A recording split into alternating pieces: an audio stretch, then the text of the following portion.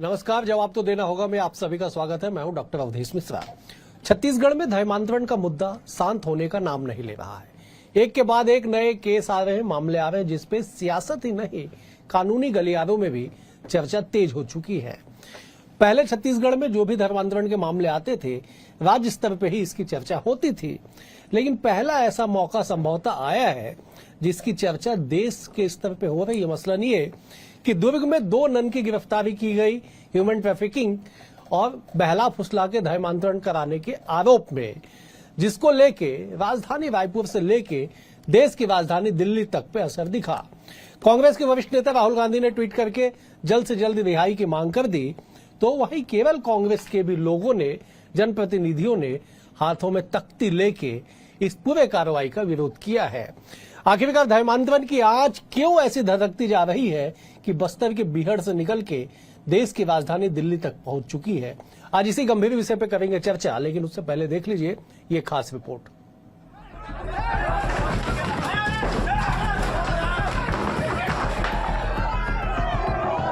छत्तीसगढ़ की सरजमी पर एक बार फिर धर्मांतरण के नाम पर सियासी तूफान खड़ा हो गया है।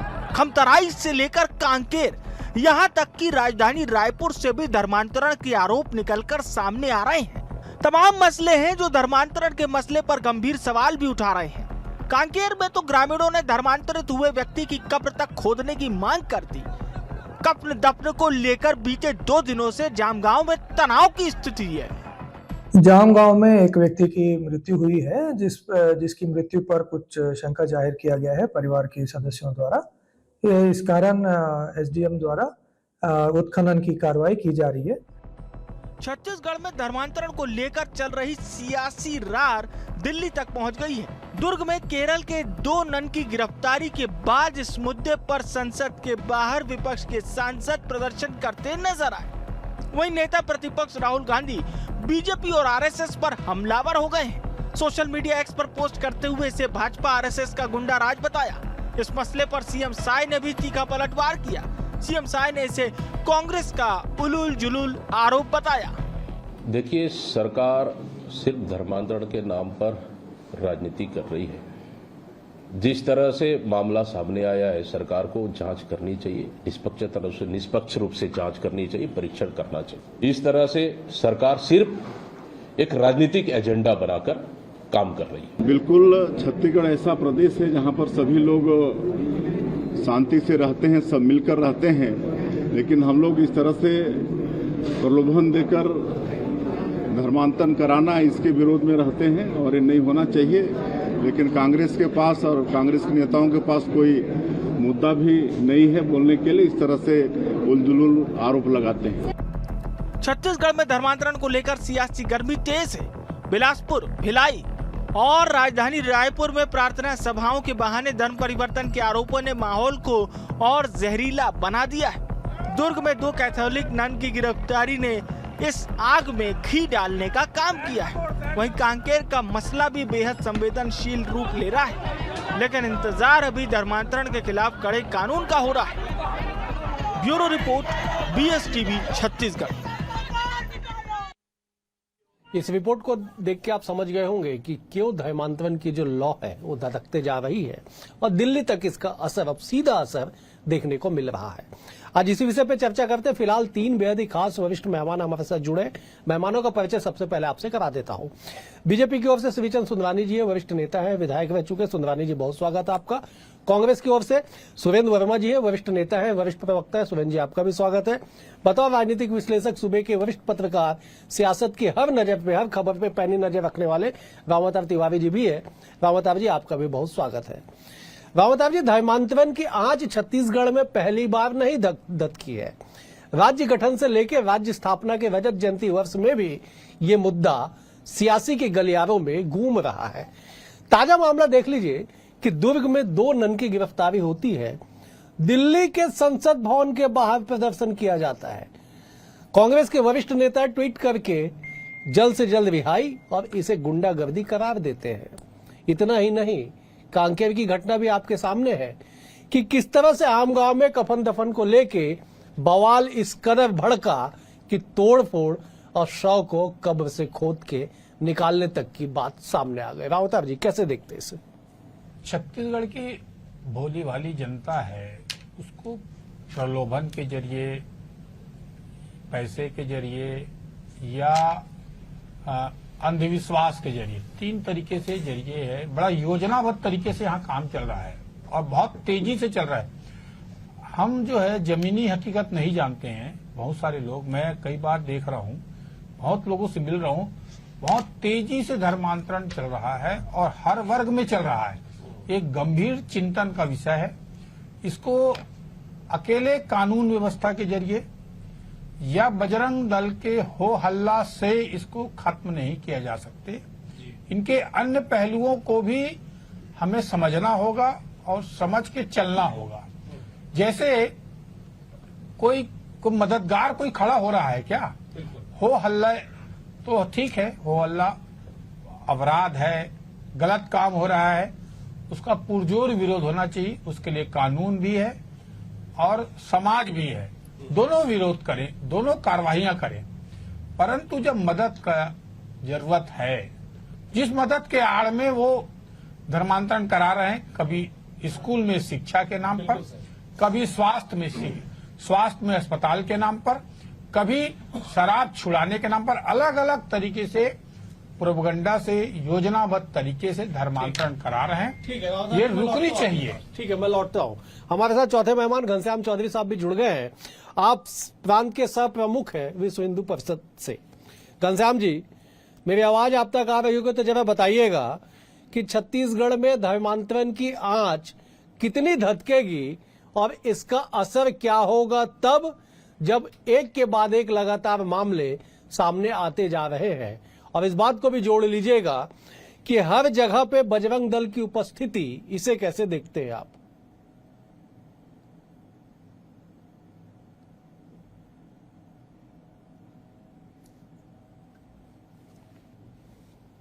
चलिए, घनश्याम जी तक शायद मेरी आवाज नहीं पहुंच रही है।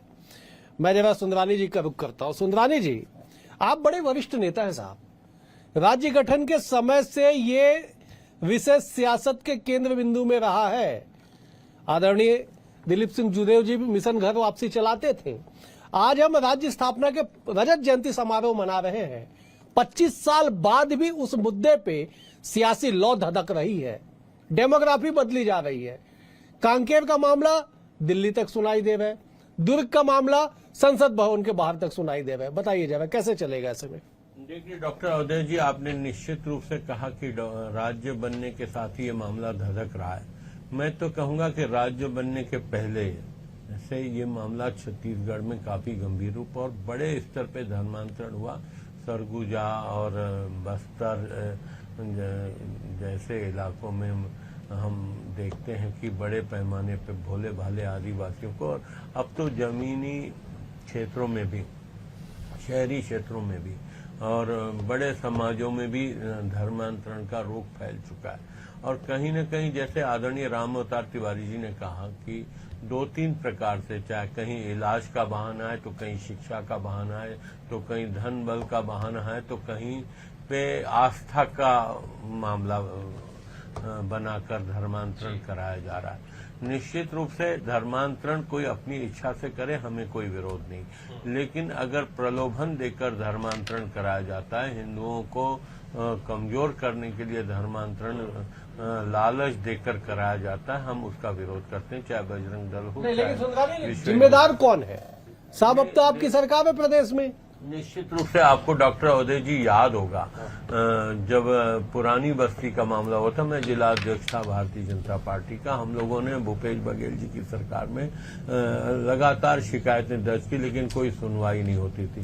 कांग्रेस पार्टी निश्चित रूप से प्रत्यक्ष अप्रत्यक्ष इसके लिए जिम्मेदार है। आप देखिए कितना दर्द है, बहुत सारी घटनाएं होती है छत्तीसगढ़ में, भूपेश बघेल जी के समय में हुई, यहाँ हुई। भूपेश बघेल जी के बेटे को भी गिरफ्तार किया गया, राहुल गांधी को दर्द नहीं हुआ, वहां पे जाके दिल्ली में संसद में कोई उन्होंने हल्ला नहीं किया, संसद के बाहर हल्ला नहीं किया। 2 नन गिरफ्तार होती हैं और राहुल गांधी पूरे इसमें आ जाते हैं, तो कहीं न कहीं गंभीर बात पार्टी का बड़ा कनेक्शन नजर आता है। ठीक है सुंदरानी जी, आपने गंभीर बात कही। सुरेंद्र जी, सुंदरानी जी ने सीधे शब्दों में कहा, मेरे सीधे सवाल के जिम्मेदार कौन?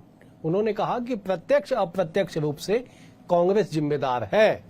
जिस तरह से दुर्ग की घटना का जिक्र दिल्ली संसद भवन के बाहर किया गया, कनेक्शन बतावे सुंदरानी जी, जवाब दीजिए जरा। अवधेश जी, ये पूरा मामला जो है भारतीय जनता पार्टी के राजनीतिक पाखंड को उजागर करता है।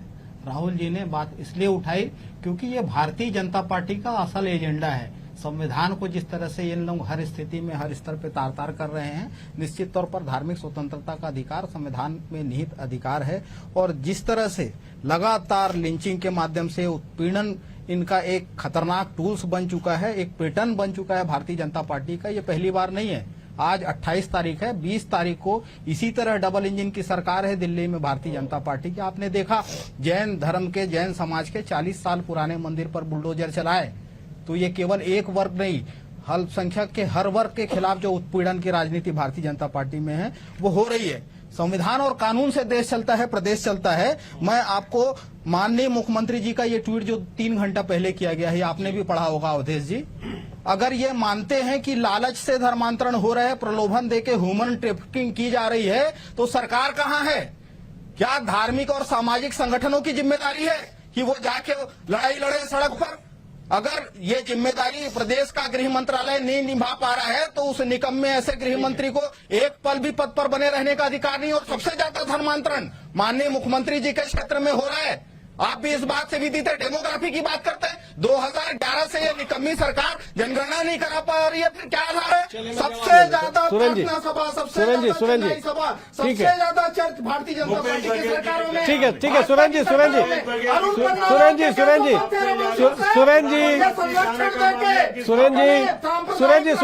सवाल है। सुरेंद्र जी पहला सवाल है। ठीक है सुरेंद्र जी, पहला सवाल है साहब, अभी पूरा डिबेट बचा हुआ है, थोड़ा सा सब रखिए, अपने अपने बारे में बोलिएगा।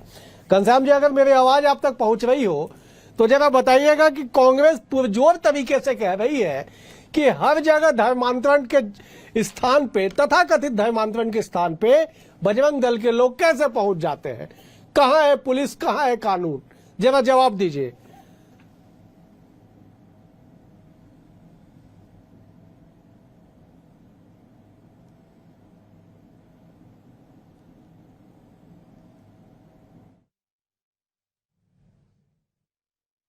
घनश्याम जी तक मेरी आवाज पहुंच पा रही है? ठीक है, मैं जरा रावतार जी का रुख करता हूं। रावतार जी, बीजेपी जिम्मेदार, कांग्रेस जिम्मेदार, सामाजिक जिम्मेदारियां, लेकिन इन सबके बीच में पिस तो हमारा छत्तीसगढ़ है ना साहब। जिस तरह से जो घटना सामने आई कि नारायणपुर के बेटियों को ले जाके आगरा ले जाने की तैयारी में थी। ठीक है, बजरंग दल के इंटरफेरेंस के बाद पुलिस एक्टिव हुई, पुलिस ने मामला दर्ज किया और उसके बाद गिरफ्तारियां की गई। लेकिन सवाल यह है कि आखिर एजेंडा क्या है इसके पीछे? क्या आपको समझ आता है रावतार जी? देखिए, एजेंडा बहुत खतरनाक है। खतरनाक इस मायने में है कि जो धर्मांतरण हो रहे हैं वो लोग जो करा रहे हैं, कभी प्रलोभन जो दे रहे हैं उसमें इलाज के नाम पर दे रहे हैं, शिक्षा के नाम पर दे रहे हैं, या धन गरीब हैं तो पैसा देकर। तो आप ये देखिए, पूरा जो धर्मांतरण हो रहा है उसमें प्रभावित होकर लोग नहीं कर रहे हैं कि मैं उस धर्म से प्रभावित हूं या उस धर्म के जो रास्ते हैं उससे प्रभावित हूं, नहीं है।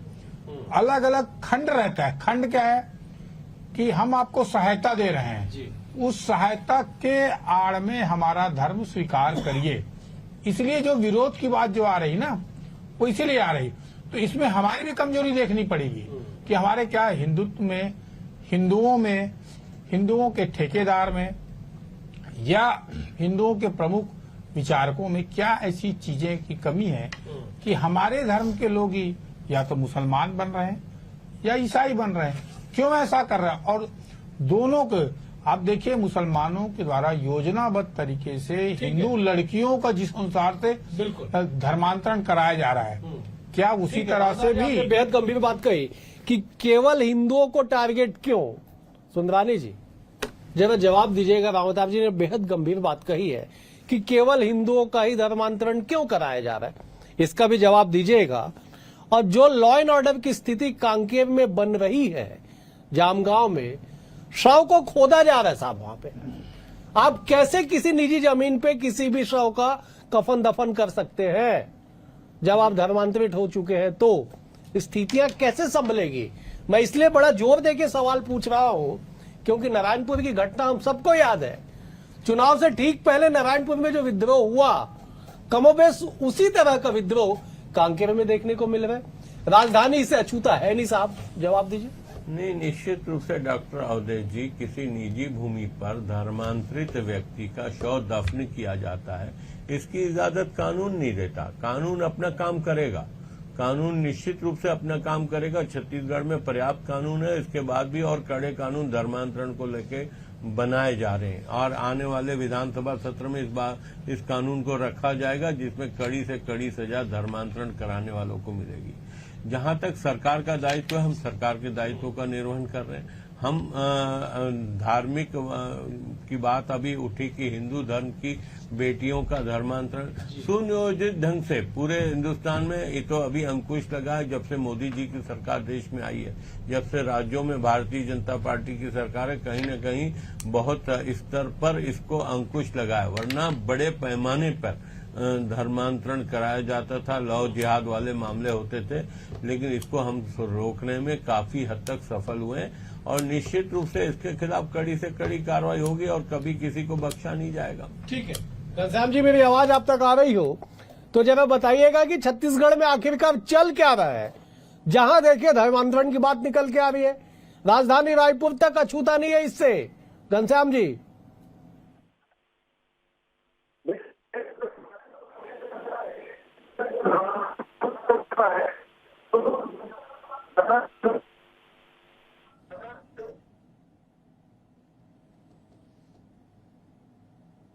चले कुछ तकनीकी दिक्कत है इसलिए घनश्याम जी से बात नहीं हो पा रही है। मैं जरा सुरेंद्र जी का रुख करता हूं। सुरेंद्र जी, सुंदरानी जी कह रहे साहब कानून बन रहा है ना, बनेगा कानून, कड़े कानून बनेंगे, जिम्मेदारों के ऊपर कार्रवाइयां की जाएगी।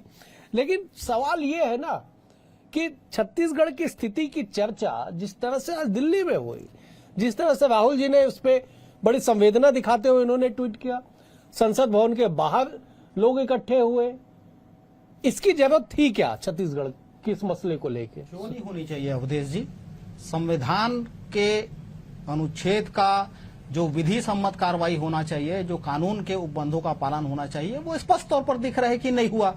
आप अभी कह रहे थे कि कानून का होना चाहिए, कानून बनना चाहिए, कठोर कानून। 15 फरवरी 2024 का दिन वो आपको याद होगा, तत्कालीन धर्मस्व मंत्री थे बृजमोहन अग्रवाल जी। उन्होंने सदन के भीतर ये घोषणा किया था कि धर्मस्व कानून जो है नया बन के तैयार है, 60 दिन में लागू हो जाएगा। आज 1.5 साल बाद मुख्यमंत्री जी ये कह रहे हैं कि अगले सत्र में लाएंगे। और उससे पहले रमन सिंह के समय आपको याद होगा 3 अगस्त 2006 को एक विधेयक पारित हुआ था।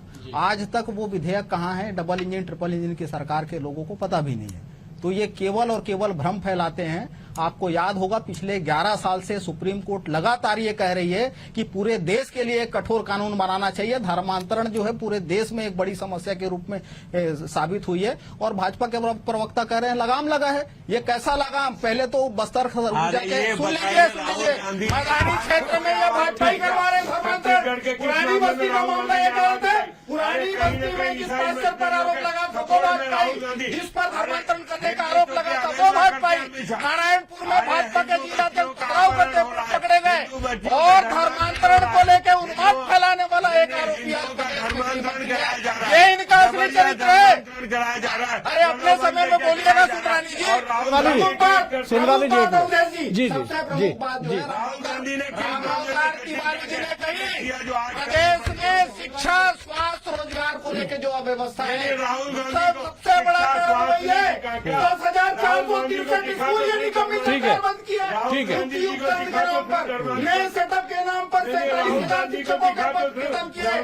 आज अस्पतालों में दवा नहीं है, जांच नहीं है, इलाज नहीं हो रहे। ठीक है, राहुल गांधी और भारतीय जनता पार्टी की सरकार का संरक्षण है इस धर्मांतरण को। जितने प्रार्थना सभा होते हैं भाजपा के नेता, पहले भी आप इस बात के गवाह, रामकुंड हो चाहे सरोना हो, भाजपा के नेता जाके संडे को होने वाले प्रार्थना सभा में भाग लेते थे। एक मिनट, ठीक है सुंदरानी जी, ठीक है, ठीक है, ठीक है। सुरेंद्र जी, बेहद गंभीर बात आपने कही साहब। सुंदरानी जी सीधे जवाब दीजिएगा। शायद ये छत्तीसगढ़ की राजनीति में सबसे बड़ा आरोप लग रहा है आप लोगों के ऊपर कि जहां प्रार्थना सभा होता है भाजपा के लोग जाते हैं वहां पे। जवाब दीजिए जरा। देखिए, प्रार्थना सभा होती है तो हमारे कार्यकर्ता, बजरंग दल के कार्यकर्ता, विश्व हिंदू परिषद के कार्यकर्ता देखने जाते हैं। ये सरकार निकम्मी है, प्रशासन अपना काम नहीं कर पा रहा है। लालच या डर से यदि धर्मांतरण हो रहे हैं, इसका साफ मतलब है कि ये सरकार अपनी भूमिका निभाने में पूरी तरह नाकाम है। भारतीय जनता पार्टी की सरकार या तो रोकना नहीं चाहती या ये प्रोत्साहित करते हैं। छत्तीसगढ़ के किस मामले में राहुल गांधी जी ने ट्वीट किया? हर मामले में जब संविधान चलिए, क्या हो गई उसमें राहुल गांधी जी को ट्वीट करना पड़ रहा है। संसद के राज्य के मुख्यमंत्री नतीजे पे पहुंच जाते हैं। किस बात की एजेंसी, किस बात की एजेंसी, किसी ने जांच करके प्रमाणित किया? ठीक है सुरेंद्र जी, गृहमंत्री को ठीक है सुरेंद्र जी, एक मिनट, ठीक है, मैं जब रावताब जी के पास जाता, रावताब जी, विषय जितना गंभीर है साहब, राजनीतिक दल उसे उतने हल्के में ले ले। सुंदरानी जी कह रहे थे कि राज्य गठन नहीं, उससे पहले से गंभीर समस्या है।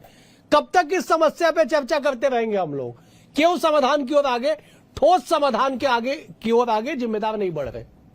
बिल्कुल सही बात कहा, बहुत ही गंभीर मुद्दा है, क्योंकि इसमें विदेशी शक्तियां बहुत मजबूती से लगी हैं। अब इसका मुकाबला करने के लिए कोई हो हल्ला हंगामा से नहीं होगा। जब तक कानून की सख्ती होनी चाहिए, और अकेले कानून के भरोसे भी नहीं होगा, लोगों में जागरूकता अपने आना भी चाहिए ना, कि आपको कोई मूर्ख बना रहा है, आपको कोई बहला रहा है, और आपको धन देकर कराने की जो कोशिश हो रही है, तो इससे लोगों को जागरूक करने के लिए सतत जन जागरण अभियान चलाने की जरूरत है। पहली बात। दूसरी बात, जिस कानून की बात की जा रही, कानून में बड़ी खामी है, बड़ी खामी को खत्म करने की जरूरत है। आज केंद्र में सरकार है, वो कर सकती है, राज्यों के भरोसे नहीं। राज्य जो कानून लाएगा ना, उस कानून से नहीं हो पाएगा। यही बात तो सुप्रीम कोर्ट बार कह रहा है, कठोर कानून, थोड़े हद तक करेगा। अगर बड़े स्केल में जाएंगे, बड़े तरीके से सोचेंगे, तो आपको केंद्र सरकार को, राज्य सरकार को, दोनों को संयुक्त रूप से मिलकर इसके लिए बहुत गंभीर मुद्दा है, लड़ाई लड़नी पड़ेगी। अन्यथा ऐसी घटना होगी, ऐसी बहसें होंगी, ऐसी घटना होगा, तनाव होगा, और समाज में जो विवनता जो बढ़ेगी आगे जाकर। हम तो शहर में, राजधानी में रह रहे हैं, आप बस्तर और सरगुजा इलाके में इससे ज्यादा तनाव बढ़ेगा। नहीं, लेकिन रावताब जी, इससे ज्यादा क्या दुर्भाग्य हो सकता है कि एक मृत व्यक्ति को कफन दफन तक नसीब नहीं हुआ है। छिंदवाड़ा के दरभा में रमेश बघेल का घटना, लगभग 1 माह के बाद सुप्रीम कोर्ट के निर्णय के बाद अंतिम संस्कार किया जाता है। आप देख लीजिए रांची की क्या स्थिति है। आज जो कांकेर में घटना घटी, उस कमोबेश उसमें भी वही स्थिति बन रही है। और इससे क्या विवत्स हो सकता है? डेमोग्राफी बदल रहा है, सारी जनसंख्या लगातार कम होते जा रही है, आदिवासी लगातार कन्वर्ट होते जा रहे हैं, जो आंकड़े बताते हैं, जो आरोप लगते हैं, और इससे ज्यादा विवत्स होगा क्या? बिल्कुल सही कहा कि दिनों दिन जो स्थितियां बहुत ज्यादा खराब है, बहुत तेजी से हो रहा है। दुखद बात यह है कि बहुत तेजी से हो रहा है। तो आज उसका समाधान क्या है? समाधान को लिए बहुत भाजपा जो है हिंदुत्व पर राजनीति करती है, हिंदुत्व पर सोचती है, उसको अब आगे आना पड़ेगा। नहीं तो आगे जाके भाजपा पर भी आरोप लगेंगे कि ऐसे करके वो वोटों के समीकरण को अपने पक्ष में करने तक ही लड़ाई लड़ती है, आगे की लड़ाई नहीं लड़े। आगे की लड़ाई कौन लड़ेगा? यानी आगे के समाधान की तरफ, और ये ना हो इसके तरफ कौन जाएगा और कैसे जाएगा? जवाब दीजिए। आपको पुरानी बस्ती की घटना याद है साहब, जब आप जिलाध्यक्ष थे। हाल फिलहाल में कोटा में 200 लोगों को पुलिस ने हिरासत में लिया, फिर छोड़ दिया बाद में। राजधानी के शहरी क्षेत्र में लगातार WRS कॉलोनी में लगातार धर्मांतरण की शिकायतें आ रही है। क्यों कठोर कार्रवाई नहीं हो रही है? क्यों ऐसा मैसेज नहीं दिया जा रहा है कि लोग हिम्मत न करें इस तरह के कृत्य को करने के लिए? डॉक्टर अवधेश जी, कठोर कार्रवाई हो रही तभी तो राहुल गांधी को एक्स पे लिखना पड़ रहा है। राहुल गांधी और कांग्रेस पार्टी पूरी खड़ी हो गई है इनके पक्ष में। भारतीय जनता पार्टी की सरकार, विष्णुदेव साय जी की सरकार लगातार कठोर कार्रवाई कर रही है, और आने वाले समय में और कठोर कार्रवाई होगी। और इस कठोर कार्रवाई से विचलित होकर इस मिशनरी के साथ राहुल गांधी से लेकर पूरी कांग्रेस पार्टी मैदान में आ चुकी है। इससे ज्यादा 10 सेकंड जी, नहीं, ठीक है। अगर वो चौधरी जी है ना, उसके भरोसे भाजपा लड़ाई लड़ना चाह रही है और ज्यादा चीजें नहीं है। ठीक है। और चीजों को भी बढ़ाना पड़ेगा। ठीक है, सुरेंद्र जी, तब सुरेंद्र तक वो बेचारा जाके सुरेंद्र जी, हर जगह जा जाके ठीक लड़ाई लड़ रहा है। सुरेंद्र जी, बीजेपी सीधे तौर पे कह रही है कि कार्रवाई नहीं होती है तो कांग्रेस को तकलीफ, कार्रवाई होती है तो राहुल गांधी को तकलीफ। जवाब दीजिए। अवधेश जी, भारतीय जनता पार्टी अपने राजनीतिक एजेंडे को अमल करने के लिए इस प्रकार से सांप्रदायिक उन्माद फैलाना चाहती। कार्रवाई में इनका इंटरेस्ट नहीं है। नहीं, आपका ठीक है। सुन लीजिए, न्यायालय बार बार कह रही है मुझे समाप्त करना होगा, मुझे समाप्त करना होगा। ठीक है, ठीक है, मुझे सुंदरानी जी, सुंदरानी जी, ठीक है, ठीक है सुरेंद्र जी, ठीक है सुरेंद्र जी, मुझे समाप्त करना होगा। आप चारों मेहमानों का बेहद शुक्रिया। घनश्याम जी, पूरे माफी के साथ तकनीकी कारण से आप नहीं जुड़ पाए, लेकिन आपकी तस्वीर लगातार दिखती रही। आपका बहुत शुक्रिया। सुंदरानी जी, आपका शुक्रिया। सुरेंद्र जी, आपका भी शुक्रिया। रावतार जी, आपका भी बहुत बहुत शुक्रिया। कुल मिला के इस बात को समझिए कि जो चीजें डेमोग्राफी बदल दे, उस पर केवल सियासत के अलग अलग लाभ बताने के लिए काफी है। कठोर कार्रवाई को लेकर सवाल उठते हैं, लेकिन कठोर कार्रवाई होने के बाद भी सियासी गलियारे में हलचल तेज होता है। बहरहाल ऐसी स्थिति से कब छत्तीसगढ़ को निजात मिलेगा, आने वाला वक्त तय करेगा। फिलहाल आज के लिए इतना ही। कल एक और विषय के साथ होगी मुलाकात। तब तक के लिए नमस्कार।